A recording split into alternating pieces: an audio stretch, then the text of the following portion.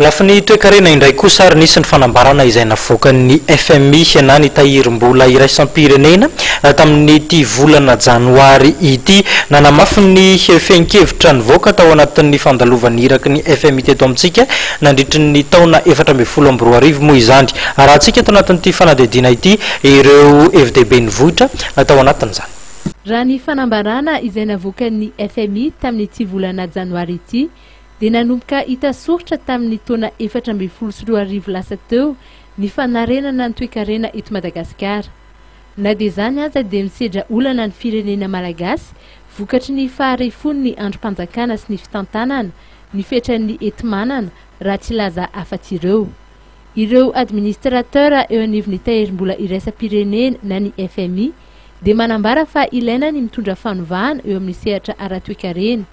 Ny PND na ny Plan National de Développement dia tokony hanome lahara-pahameana amin'ireo fanovana ahafahana mampitombo ny sy ny fahombiazan'ny fandaniana ataon'ny gouvernemanta ho an'ireo tena sahirana mba hisian'ny fandrosoana ary ihany koa mba hanatsarana ny fitantanana sy ho fanamafisana ireo androm-panjakana.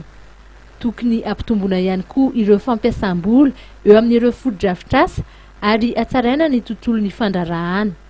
Ny fampiarana ireo fanovana isa tokony ireo dia ahafahana manosika ny fampananana asa sy mampandroso ny sehatra tsy miankina ary ihany koa mampiena ny fahantrana.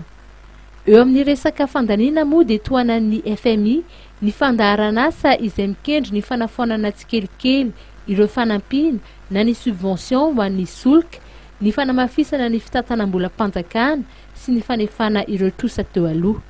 Ny administrateur ny FMI dia milaza raha ny fanambarana izay nivoaka fa azo atao ny mindram-bola mba hamalina ny filan'ny Madagasikara eo amin'ny resaka foto-drafitr'asa.